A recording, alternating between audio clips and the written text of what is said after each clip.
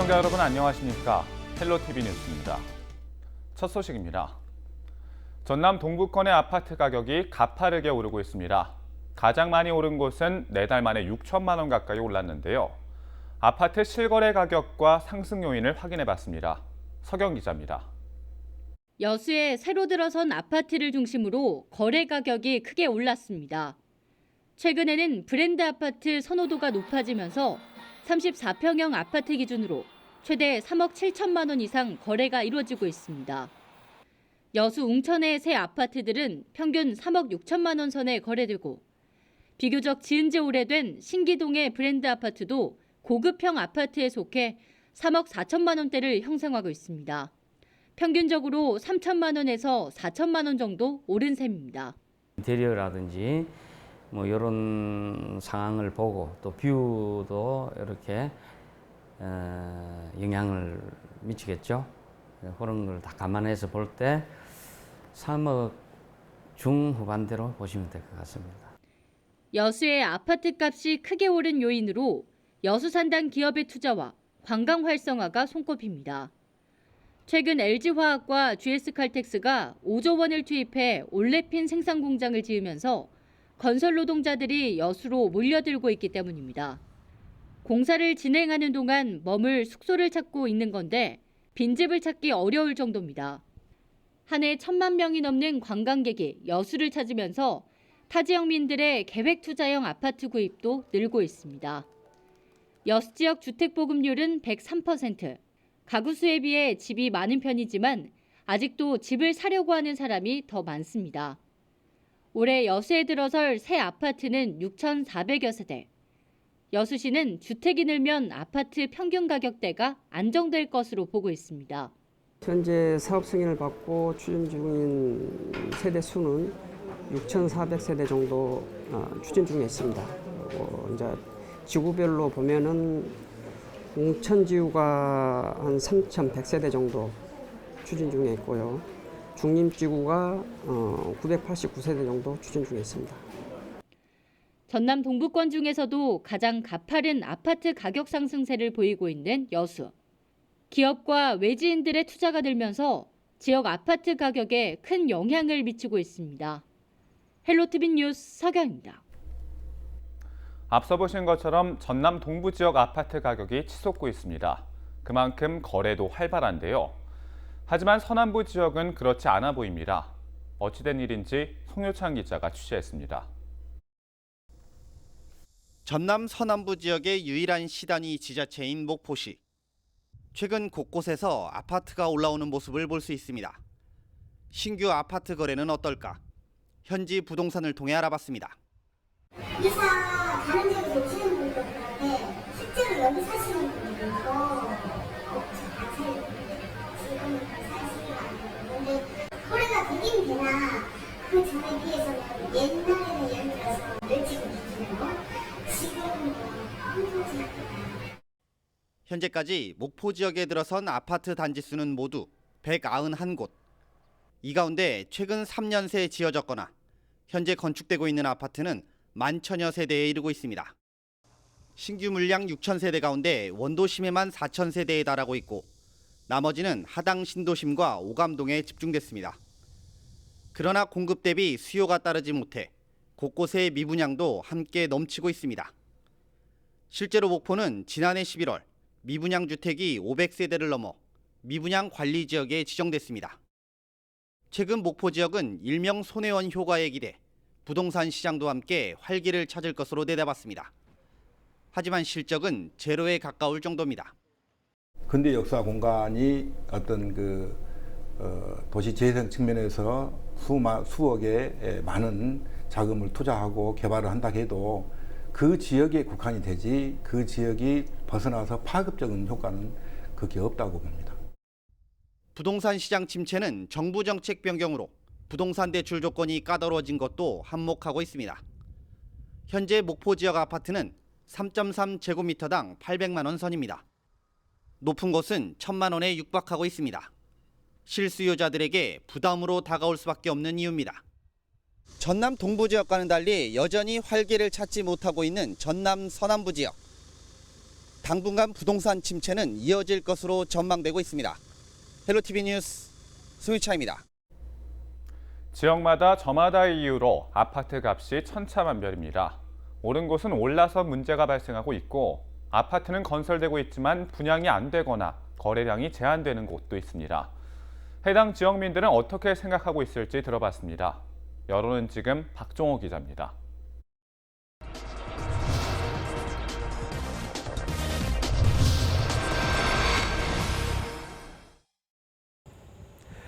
인간이 살아가는데 가장 중요한 기본 요소인 의식주 가운데 이 집은 정말 많은 비용을 차지하고 있습니다.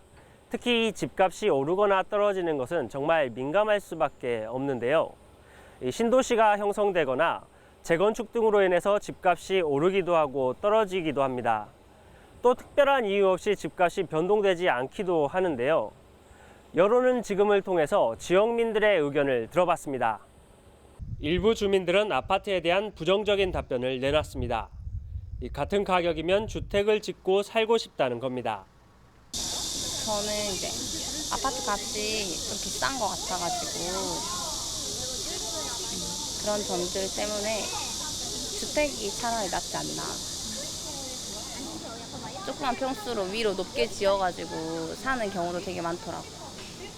네, 최근에 많이 내렸죠. 그리고 공급으로 보면 아파트가 과잉 공급이죠. 제가 볼 때.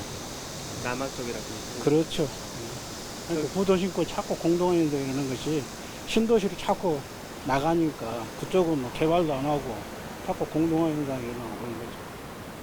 아파트는 앞으로 전망이 없을 것 같아요. 못 보죠. 네. 수도권은 이제 인구가 계속 늘어나니까 그거는 오르지만 지방도시는 아마 안 오를 것 같습니다. 네.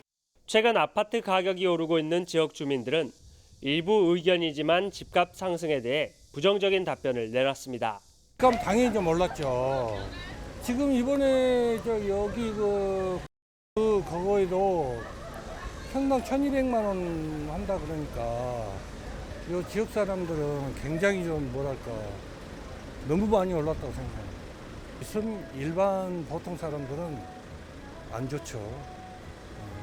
보통 유지하는 건 좋은데 우리 많이 오를 경우에는 우리 일반 직장인들 같은 경우는 좋을 게 하나도 없어요. 한 2천 정도 올랐나? 지금 집은 많이 지는데 집값은 그대로 올라. 가진 사람이 좀 많이 갖고 가는 것 같아. 그러니까 한 사람이 하나만 해야 되는데 한 사람이 2개, 3개 하면서 그게 이제 어떤 부의 축적으로 하다 보니까 이게 있는 사람들이 갖고 있으니까 얼른 안 파는 거거든요. 싸게는 안 파잖아요. 그러다 보니까 금액이 많이 올라가는 경향이 좀 있고. 규제 등으로 인해 아파트 거래량이 줄고 있는 전북은 지역별 정책 마련이 필요하다는 입장입니다. 이게 정부에서 뭐 서울 또 수도권에서 규제를 좀 강화하고 있는데 그 여파로 인해서 지방이 너무 부동산 경기가 얼어붙다 보니까 경기가 안 돌아가고 그러니까 무슨 일반 상인들이나 모든 업종에서 좀 어려움을 겪고 있는 것 같아요. 그래서 이제 투기성으로 서울이나 경기도를 별도로 규제를 하고 지방은 좀 이 규제를 좀 완화하는 그런 쪽으로 좀 시행을 해줬으면 좋겠다 그렇게 생각이 듭니다. 지역마다 저마다 사정에 따라 천차만별인 아파트 가격. 가격이 오르면 비싸기 때문에 떨어지면 규제로 거래가 묶이는 등 서민들의 아파트 구입은 더욱 어려워지고 있습니다. 헬로티비 뉴스 박종호입니다.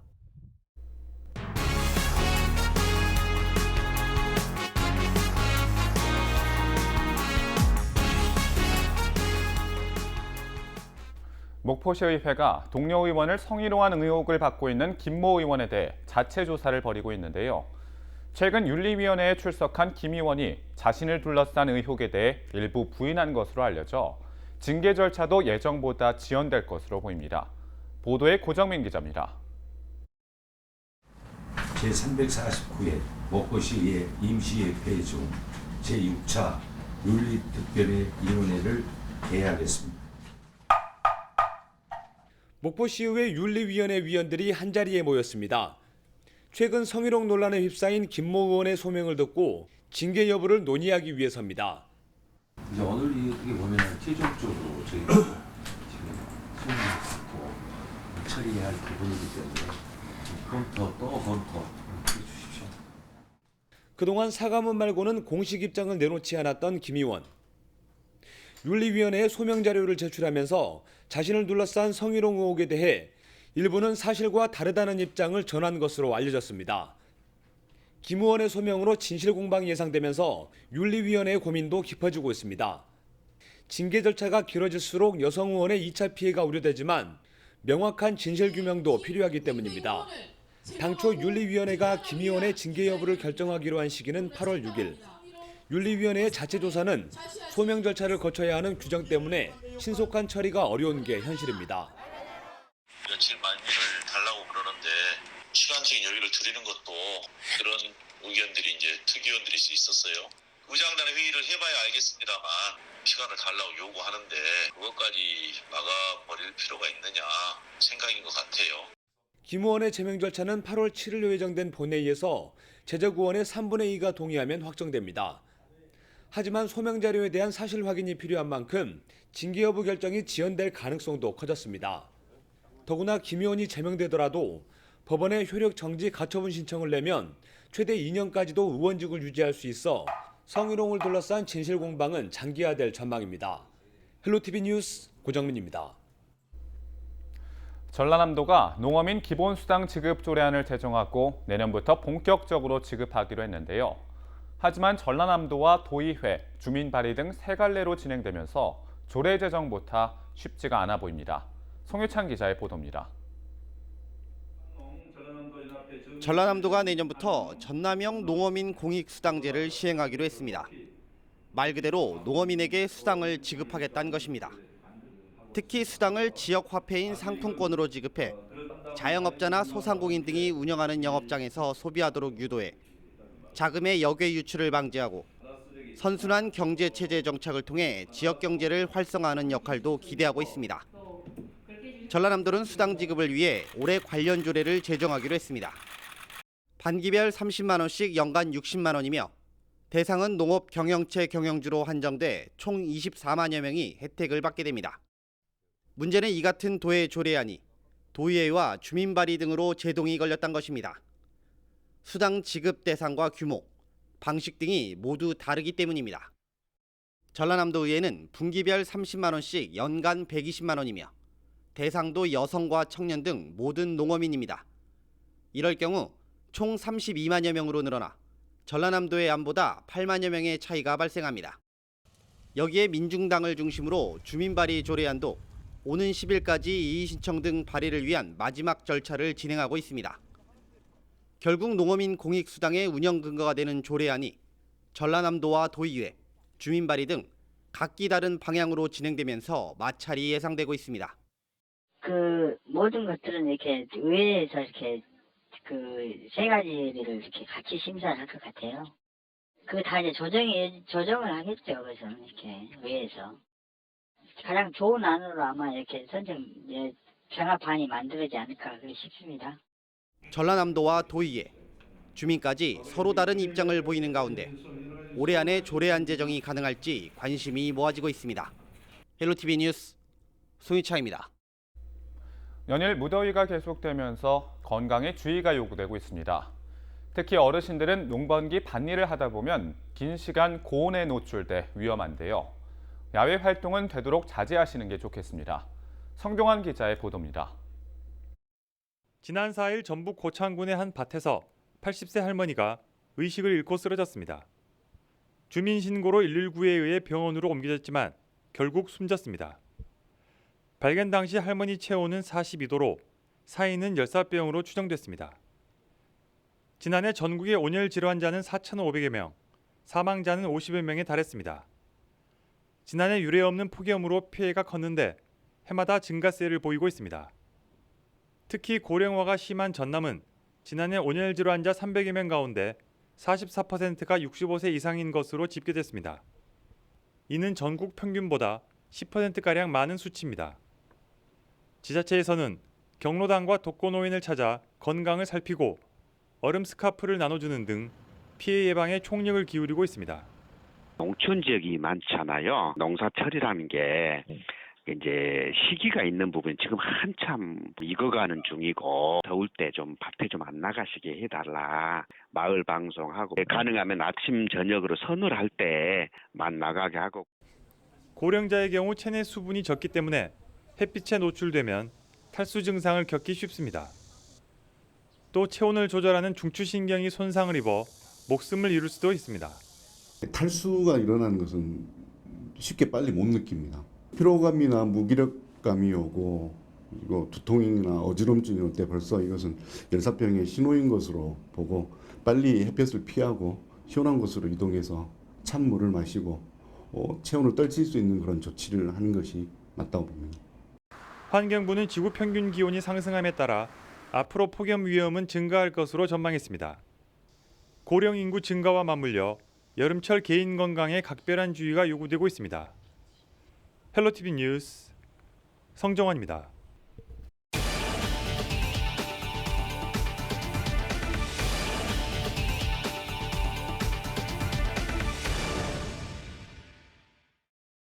전라남도에서 올해 첫 비브리오 폐혈증 사망자가 발생했습니다.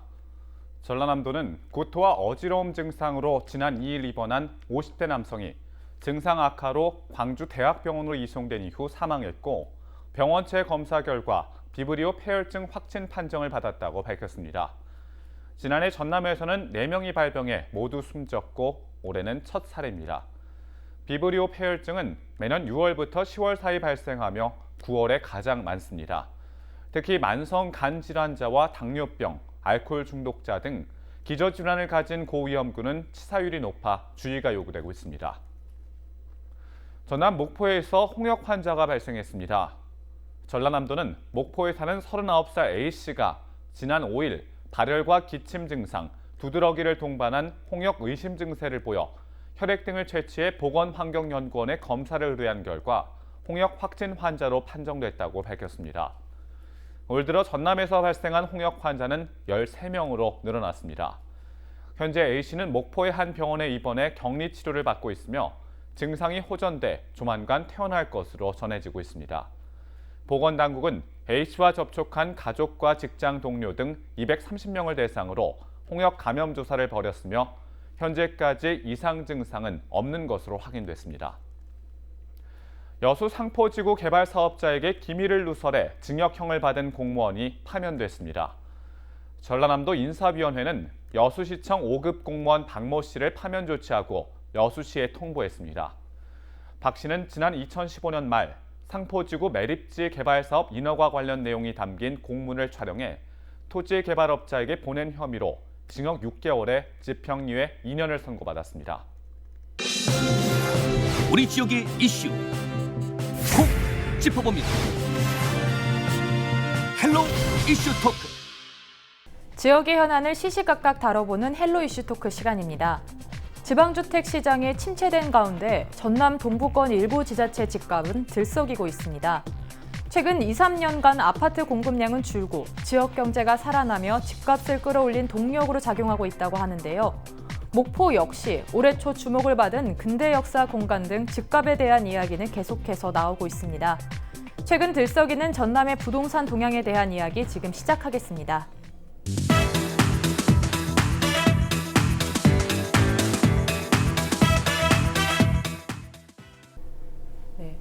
지방 주택 시장이 많이 침체돼 있다는 이야기가 나오고 있습니다. 현재 전남 상황은 어떻습니까? 우리 전남은 크게 3권역으로 임의로 구별해 보겠습니다. 여수, 순천, 광양을 필두로 하는 동부권과 무안, 목포를 하는 서부권, 그다음에 나주 혁신도시를 중심으로 광주, 근교에 있는 중부권으로 나눠서 생각을 해본다면은 동부권은 화랑기에 있습니다. 그리고 서부권은 바닥재를 기록하고 있는 침체기에 접어들어 있고, 그다음에 중부권도 호황기에 있습니다. 그래서 전남 전체를 아우르다 보면은 지역에 따라서 호황기인데 불황기인데 있는 데가 있다고 이렇게 말씀을 드릴 수가 있습니다.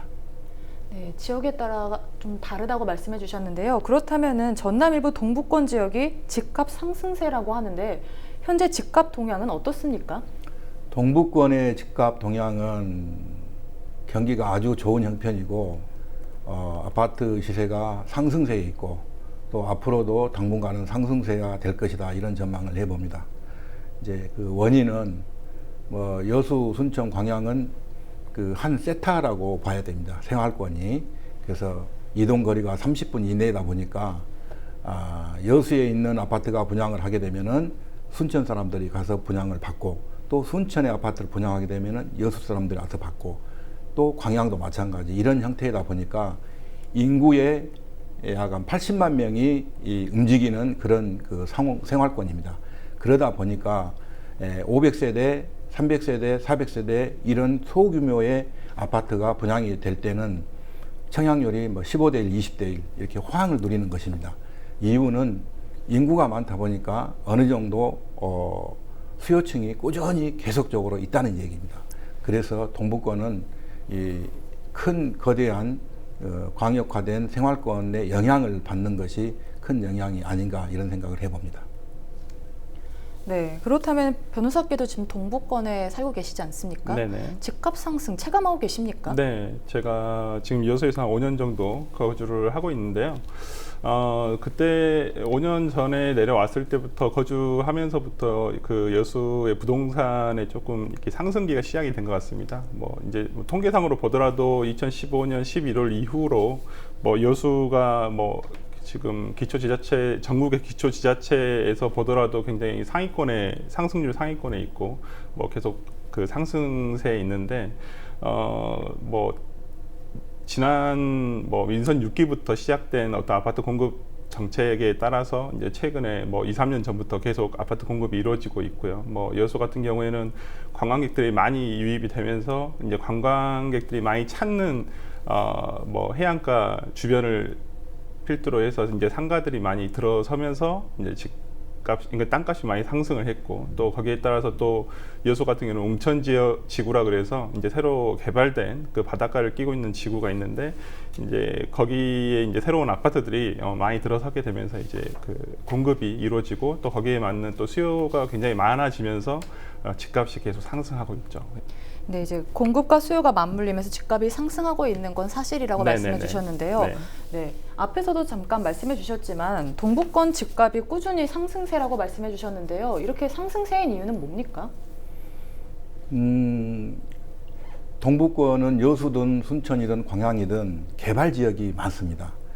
아까 변호사님께서 말씀하셨지만은 여수의 웅천지구, 소재지구, 중림지구, 율촌 산단 배후 택지 개발 지역, 그리고 광양도, 성황 도이, 황금지구, 와우지구, 명당 3지구, 율촌지구, 신덕지구, 화양지구, 하동지구 군데군데 요소에 지구단위 계획을 개발해서 지구단위 계획에 의한 개발이 많이 이루어지고 있습니다. 그러면서 신규 아파트가 공급이 많이 이루어지고 또 거기에 따른 상업지가 형성이 되면서 사람이 그쪽으로 쏠림 현상이 일어나고 그러면서 공급은 상대적으로 충분한 공급이 못 되고 있다고 봐야 됩니다. 그렇기 때문에 아파트 청약 열기가 뜨겁고 뭐 이런 상황이 벌어지고 있고 그리고 또 하나는 그런 상황이 지속되다 보니까 분양권자들이 프리미엄에 대한 기대감도 있습니다. 쭉 계속적으로 분양을 받는 순간에 프리미엄이 뭐 3천 뭐 또는 4천 이렇게 붙고 있는 형편이다 보니까 그런 어떤 기대 심리가 또 작용을 하고 있고 또 그런 그 프리미엄에 대한 그 한번 받아봤던 학습 효과가 충분히 있어서 새 아파트가 분양하자마자 이렇게 공급이 되는 순간마다 청약 열기가 뜨겁다고 이렇게 생각이 듭니다. 그리고 관광객의 증가에 따른 수요도 충분히 있습니다. 우리가 관광객을 유치를 한 이유가 지역경제 활성화이거든요. 그러면서 관광객이 와서 실제로 보고 느끼고 체험하면서 정말 좋구나. 정말 해양 주변 관광 경관이라든가 이런 게 너무 좋다 보니까 그걸 보면서 바로 계약으로 연결되고 또 그 다음 날 계약하는 날이 있고 계약하는 경우가 있고 그런 것이 실질적으로 일어나고 있습니다. 그래서 관광객 유입에 따른 수요가 생기고 있다 이렇게 생각이 듭니다. 네, 이제 개발이 많게 되면서 사람이 몰리게 된 것이 가장 큰 요인으로도 집어주셨는데요. 그러면서 또 관광객 유입이 되면서 또 머물고 싶은 곳이 돼서 또 사람들도 많이 살게 됐다고 말씀해 주셨습니다. 네, 그렇습니다. 네, 그렇다면 이렇게 동부권 집값이 꾸준히 상승하게 된 이유는 뭐라고 보십니까? 네, 뭐 제가 살고 있는 지금 여수와 이제 뭐 일을 하고 있는 순천만 보더라도 이제 여수 같은 경우에는 물론 아까 회장님께서 말씀해 주신 대로 관광객들이 많이 유입이 되면서 그 많은 사람들이 여수를 체감하고 간 것 같습니다. 예, 그래서 여수 같은 경우에는 참 이렇게 어찌 보면 겨울에도 따뜻한 기후, 해양성 기후이기 때문에 아무래도 그 내륙보다는 좀 2, 3도 정도 높거든요. 그렇기 때문에 굉장히 따뜻한 기후에서 겨울을 보낼 수가 있습니다. 그래서 최근에는 수도권에 계신 분들 중에서 건강이 안 좋으시거나 아니면 좀 추위를 피해서 좀 기후가 온난한 곳에서 지내고자 하시는 분들이 여수에 겨울 동안만 아니면 좀 날씨가 좀 좋을 때만 오셔서 이런 식으로 거주하다 가는 단기 거주 형태로 또 집을 구입하는 경우도 심심치 않게 보고 있거든요.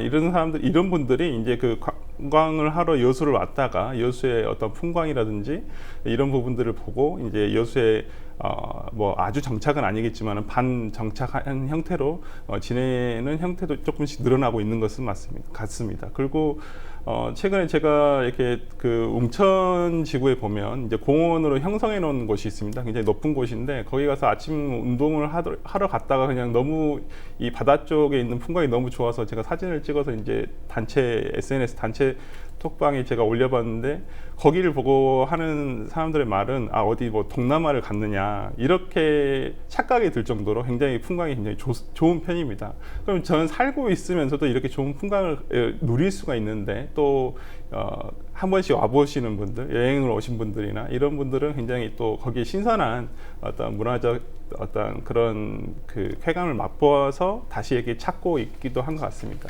또 그런 면에서 보면 이제 여수 같은 경우에는 뭐 웅천지구라든지 지금 이제 민선 7기에서 이제 소재지구라고 해서 소고동에서 이제 화양면 쪽으로 가는 지금 그쪽을 개발을 하려고 공영 개발을 지금 준비를 하고 있는데요. 이제 거기가 지금 왜 개발이 되냐면 이제 지금 화태대교가 아니라 그 화양반도와 고흥을 연결하는 이제 그 연륙교가 11개의 연륙교가 계속 이어지게 됩니다. 그리고 그게 연결이 되게 되면 화양면으로 여수의 화양을 통해서 고흥까지 연결되는 어떠한 루트가 하나 생길 수 있거든요. 육로가 생기는 것이니까. 그래서 이제 소재지구가 바로 앞에 바다를 끼고 있고 또 관광을 할 수 있는 그 요점, 그 시작점이 될 수 있기 때문에 이제 아무래도 거의 소재지구가 개발이 되게 되면 아무래도 또 많은 수요가 있을 거라 생각이 듭니다. 지금 현재 이제 여수, 순천, 광양을 보면 이 각자 아까 회장님께서 말씀하신 대로 그 각자의 생활권이 아니라 어떤 공동의 생활권을 이뤄가고 있는 추세인 것 같습니다. 여수도 마찬가지로 구 여수가 아닌 이제 순천과 가까운 쪽의 여수 쪽이 계속 개발이 되고 있고 광양도 마찬가지로 순천과 가까운 쪽에 광양의 어떤 그 주거 단지들이 계속 생기고 있습니다. 순천도 마찬가지로 신대지구라고 하는 여수, 순천, 광양에서 어디서나 접근하기가 쉬운 곳에서 계속 개발이 되고 있거든요. 그런 면에서 본다면 어떠한 이 여수, 순천, 광양이라는 하나의 생활권, 동부 지역의 하나의 생활권이라는 것이 하나의 이런 그 집값 상승의 하나의 요인이 될 수 있다라고 충분히 생각이 됩니다. 네, 이제 지리적 환경이라는 가장 큰 요인 때문에 집값 상승세까지 이어진 것 같은데요. 네, 앞에서도 좀 말씀해 주셨지만은 산업단지나 이제 관광객 유입으로 인해서 집값 상승이 됐다고 말씀해 주시는데 부동산 시장에 어떻게 영향을 미쳤는지 조금 더 구체적으로 이야기해 주시겠습니까? 개발단지가 조성이 되면은 거기에 인구가 몰리게 되어 있습니다. 몰리면서 자연적으로 상업지가 형성이 되고 상업지가 형성이 되면서 자연적인 그런 그 어떤 집단적인 이렇게 사람이 모이는 그런 구성을 하게 되죠. 그래서 여수나 광양이나 순천이 어디든 그 관광지가 또 전체적으로 천혜의 관광 자원을 갖고 있습니다. 그러면서 산업단지가 이게 산업단지든 개발단지가 개발이 되면서 그쪽으로 사람이 쏠림 현상이 일어나죠. 그래서 부동산 시장도 그렇게 되면서 같이 땅값이 상승하고 주택값이 상승하고 그런 영향을 받을 수가 있습니다. 그런 상황을 이렇게 연결해 보면은 지금 가족형 콘도, 주택형 가족형 모텔, 호텔, 그다음에 도시생활주택형 오피스텔 이런 것들 아주 히트를 치고 있습니다. 관광객이 유입이 되면서 가족형 호텔이 있어야 되겠죠. 또 콘도, 또 도시형 생활주택 이런 것들이 아주 분양하는 순간에 완판을 치곤 합니다. 그것이 아마 다른 지역 같으면 저는 그게 아니라고 보는데 여수, 순천, 광양이 때문에 되는 겁니다. 천혜의 관광 자원을 가지고 있고 경관이 너무 좋다고 보니까 외부인들이 관광객이 와가지고 보고 자고 느끼고 하면서 그걸 바로 계약을 하고 갑니다. 이런 것들이 많은 영향을 받고 있고 그 다음에 이런 것들이 부동산 시장하고는 아주 밀접한 관계가 있고 또는 지역 경제 활성화에도 많은 도움이 되고 있고 저는 이제 목포 쪽에 있습니다만은 여수, 순천, 광양을 자주 갑니다. 업무적으로 가서 보는 느낌이 느낌이 틀리게 옵니다. 다릅니다. 생활 그쪽에 경관이라든가 또 사람 움직임이라든가 이런 경기가 많이 다를 정도의 많은 도움이 되고 있다라고 생각이 듭니다. 이제 선안권 이야기도 좀 해봐야 할 것 같은데요. 네. 목포에서 지금 근대 역사 공간이 많은 주목을 받았습니다. 네. 이런 관심이 또 목포 부동산 시장에도 많은 영향을 미칠까요? 네.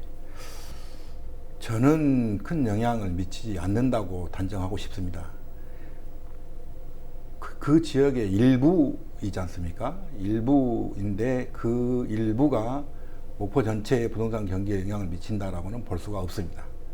그리고 실제로 근대 역사 공간이 어떤 도시 재생 측면에서 수억의 많은 자금을 투자하고 개발을 한다 해도 그 지역에 국한이 되지 그 지역이 벗어나서 파급적인 효과는 그게 없다고 봅니다. 네. 그렇다면 어떻게 해야지 목포 부동산 시장에 좀 영향을 좀 받을 수 있을까요?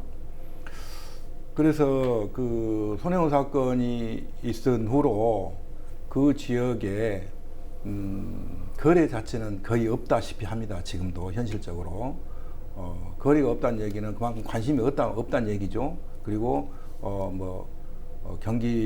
부동산 경기가 손혜원 사건 이후에 그쪽 경기는 거짐 바닥 시세를 현재도 면치 못하고 있습니다. 그래서 이제 그런 것과 연계를 해서 사람이 많이 모일 수 있도록 하는 관광 콘텐츠 개발, 문화 콘텐츠 개발이 앞서야 되겠고 그리고 그런 것들이 엮어지면서 반드시 우리 지역 경제는 같이 살 수 있고 그렇습니다. 그래서 꼭 근대 역사 공간에 대해서 많은 이렇게 투자를 해서 목포 경기를 살리겠다 하는 것은 저는 그것은 그 지역에 국한된다라고 판단이 들지 목포 전체 경기를 살릴 수 있다라고 판단은 아니라고 말씀드리고 싶습니다. 네, 이제 관광과 문화 콘텐츠 개발이 필요한 상황인 것 같은데요. 부동산 시장은 지역 경제와도 직결되어 있는 만큼 대비가 필요할 것 같은데요. 어떤 것들이 좀 필요한가 보십니까? 적절한 정책이 가장 중요합니다. 적절한 정책과 또 수요 공급을 맞출 수 있는 그런 어떤 시스템이 중요하죠. 그래서 우리 무안 목포 같은 경우도 약 한 3년에 걸쳐 2018년, 19년, 내년까지 해서 약 한 10,000세대 이상이 과잉 공급이 될 거로 생각이 들어요. 지금 현재 다 분양이 끝났고 지금 착공해서 짓고 있고 그렇습니다. 그런다 보면은 인구 증가는 없는데 공급은 10,000세대가 이렇게 갑자기 이루어진다 보면은 수요가 없어지죠. 그래서 가격이 떨어지는 현상이 벌어지고 있고 그래서 부동산 경기는 찾는 사람이 있을 때 수요가 있을 때 이렇게 건축을 하고 집을 짓고 아파트를 공급하고 하는 게 원칙입니다만은 우리가 또 그렇게 할 수는 없습니다. 어떤 기업이 이윤 추구를 목적으로 하는 기업이고 또 기업 입장에서는 인력이라든가 그 다음에 또 자재, 그 다음에 뭐 장비 이런 것들을 갖추고 있는 상태에서 공급이 그 사업을 정지를 하게 되면은 자금 회전에 문제가 생기게 됩니다. 그래서 그런 것도 감안해서 그 사람들은 그 기업은 계속적으로 짓고 뭐 공급이 부족하든 많든 그거 관계없이 또 그렇게 해야 또 자기들 기업의 어떤 그 유지를 하기 때문에 그런 것으로 인해서 공급이 무차별적으로 이렇게 늘어나고 합니다. 그래서 그런 부분들을 어떤 그 제어할 수 있는 시스템이 필요하지 않냐 이런 생각을 해봅니다. 네, 공급을 좀 제어할 수 있는 시스템이 만들어져야 하는 상황인 것 같은데요. 네. 네, 그렇다면은 전남 지자체 간 부동산 격차, 부동산 상황에 대해서 우려도 많은 것 같은데요. 네. 지역에 맞는 개선점들이 따로 있을까요? 네, 현재 부동산 가격 공시 조례안이라고 해서 이제 부동산 가격 공시에 관한 법률에 따라서 그 하위 조례로서 이제 각각 지자체마다 지금 조례안을 제정하기도 하고 뭐 하지 않은 것도 있는데 이러한 부동산 가격 공시 조례를 통해서 정확한 어떤 부동산의 가격이 좀 공개가 돼야 된다고 봅니다. 그리고 가장 중요한 것은 지자체마다 이러한 그 공급과 수요에 대한 정책을 뭐 정확할 수는 없겠죠. 당연히 우리 회장님께서 말씀하신 대로 할 수는 없겠지만은 그 수요 그 단지 어떤 그 건설회사의 수익을 위해서만 허가를 해주는 것은 좀 지양이 돼야 되지 않을까 싶습니다. 또 어떤 그 이런 지방에서 이제 이 수요가 늘어나게 되면 이제 이게 외부에서 이제 투기 세력들이 이제 그 발생하는 게 유입되는 경우들이 있는데 이러한 부분들도 지자체에서 뭐 단속 권한이 강한 것은 아닙니다만은 그래도 어떤 그 개도나 어떤 홍보를 통해서 투기 세력을 조금 유입이 되는 것을 막을 필요는 있지 않을까라는 생각이 듭니다. 또 그래서 이제 실질적으로 필요한 지역민들한테 공급이 될 수 있도록 하는 것이 바람직하지 않느냐라는 생각이 듭니다. 또한 아파트 공급이 이루어지게 되면 당연히 거주민들이 생기게 되고 거기에 따라서 기반시설, 뭐 교육시설 이런 것들이 당연히 필요한 부분이 생기고 또 그런 것들이 생김으로써 또 그 지역이 발전한다라고 생각이 들거든요. 그런 면에서는 또 지자체에서도 그런 계획적인 부분들을 좀 가져갈 필요가 있지 않을까라는 생각이 듭니다. 네, 오늘 전남 부동산에 대해서 전반적인 이야기를 나눠봤는데요.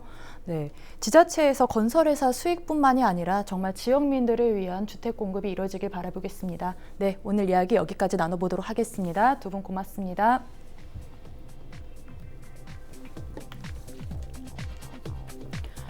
현재 들썩이고 있는 전남 부동산 시장에 대해 점검해봤습니다. 지금까지 헬로 이슈토크였습니다.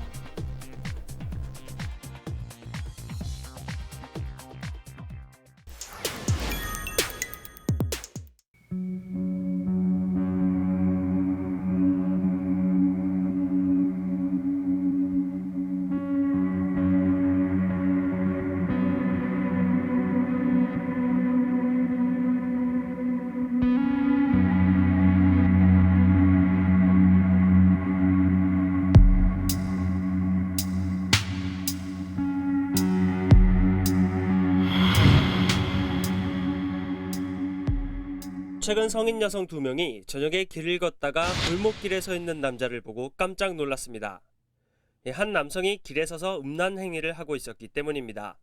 제가 언니랑 한 7월 14일 저녁 8시 정도였나? 그때 이 거리를 지나가고 있었어요. 혼자 가기엔 되게 어두울 정도로 깜깜한 거리였는데 언니랑 같이 가니까 무섭지도 않고 그냥 웃으면서 가고 있었는데 골목 바로 입구에 한 남성이 서 있는 거예요. 근데 그 남성이 온통 까맣고 저는 처음에 느낀 게 좀 소름 돋아가지고 그분이 그 이상한 행위를 하고 계시더라고요. 그 보고 너무 깜짝 놀라서 이제 언니랑 잡고 도망을 갔는데 지금 당시 생각해보니까 얼굴도 안 보이고 입도 붙지도 않고 그냥 가만히 서 있기만 했거든요. 아마 제가 생각할 때 주위에 아무도 없었기 때문에 여자 목소리가 들려서 그런 행위를 하지 않았나. 바바리맨이 목포에 나타난 건 이번이 처음이 아닙니다. 또 다른 제보자는 10년 전에도 바바리맨을 봤다고 주장했습니다. 야자 끝나고 집으로 가는 하굣길이었는데 그때 당시 생각을 해보면은 비가 온 직후였어요. 그래서 이제 애들이랑 같이 친구들이랑 같이 가고 있는데 골목 가로등 아래서 갑자기 누가 툭 튀어나오더라고요. 바바리매처럼 바바리는 입고 있는 모습은 아니었는데 근데 하의가 실종된 그런 상태였고 엄청 깜짝 놀라서 친구들이랑 소리치면서 뛰어갔던 기억이 있어요. 지난 2015년 7월쯤 경찰이 원도심을 배회하면서 음란 행위를 한 30대 남성을 붙잡기도 했습니다. 또 비슷한 시기에 상습적으로 공연 음란 행위를 한 2명이 검거됐습니다. 형법 245조에서 규정하는 공연 음란죄에 대한 처벌은 징역 1년 이하, 벌금 500만 원 이하의 과료 또는 구류에 처할 수 있도록 그렇게 규정하고 있습니다. 그러나 이것은 예컨대 초범인 경우가 그렇다는 것이고 누범이 이루어진 재범을 한다든지 3범이 이루어진 경우에는 1년이 아니라 2년, 최근에도 판례에서 2년을 언도한 경우가 있습니다. 그래서 반드시 그 형벌이 1년 이하다, 가볍다 이렇게 생각하면 안 되고 그 횟수가 늘어난 범죄가 누범이 진행되는 과정 속에서 더 많은 형량이 부과될 수 있다. 이것을 엄중히 알아둘 것입니다. 최근 목포의 한 고등학교나 중학교 인근 으슥한 골목에서 이른바 바바리맨이라 불리는 사람이 출몰했다는 제보가 계속되고 있는데요. 제가 이 현장을 한번 와봤는데 지금 낮 시간임에도 불구하고 굉장히 으슥한 것으로 보입니다. 목포의 원도심 가운데 한 곳인 이곳은 주변에 여자고등학교 2개와 여자중학교 등 학교가 밀집해 있는 곳입니다. 또 주택이 많이 몰려있는 주거단지인데 다른 지역보다 상대적으로 유동인구가 적은 곳입니다. 집이 서로 붙어 있다 보니 곳곳에 골목길이 만들어져 있기도 합니다. 네, 지금 다시 저녁에 다시 한번 이곳을 찾아와 봤습니다. 지금 시간이 8시 정도 됐는데요. 벌써부터 이렇게 캄캄한 모습을 보실 수 있습니다. 해가 지면서 꺼져 있던 가로등은 켜졌지만 일부 지역은 지나가기 어려울 정도로 어둡고 으슥한 곳이 많았습니다. 이곳이 지금 아까 제보자가 최근에도 이렇게 바바리맨을 보았다고 했던 그 장소입니다.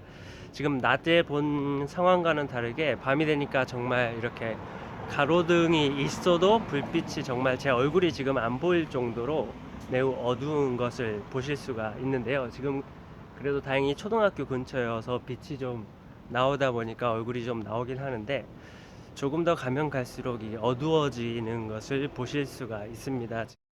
전문가들은 바바리맨을 만날 경우 소리치고 도망가기보다는 최대한 무시할 것을 조언했습니다. 바바리맨은 상대방이 당황하거나 놀라서 소리치는 것을 보기 위해 행위를 한다는 게 전문가들의 설명입니다. 바바리맨 같은 사람들이 나타나면은 일단은 대범해질 필요가 있습니다. 첫 번째는 가능한 한 무시하고 그냥 지나가는 게 제일 좋습니다. 사진을 찍을 수 있다면은 사진을 찍어서 경찰에 신고하는 것이 가장 좋겠죠. 그런데 대부분 과거 유형들을 보면은 여성이 혼자 있는 경우가 많습니다. 그래서 혼자 있을 경우에는 참 대범해지기 어렵습니다. 그럴 때는 역시 큰 소리로 주위 사람들에게 도움을 요청하는 방법이 제일 좋습니다. 네, 제가 지금 이곳 주변을 1시간 정도 걸어 다니고 있는데 확실히 이렇게 바바리맨을 찾지는 못했습니다. 제가 남자라서 그런지 모르겠는데 일단은 이곳을 지금 돌아다녀 봐도 이렇게 굉장히 으슥한 곳은 또 으슥하고 안전하게 보이는 곳은 안전해 보이는데요. 아무래도 이렇게 최근에도 이런 목격담이 많아지는 만큼 귀가하시는 여성분들이 혼자 다니거나 할 때는 좀 주의하셔야겠습니다. 이상으로 헬로티비 뉴스를 마칩니다. 저희는 언제나 지역 주민 여러분 곁에 있겠습니다. 고맙습니다.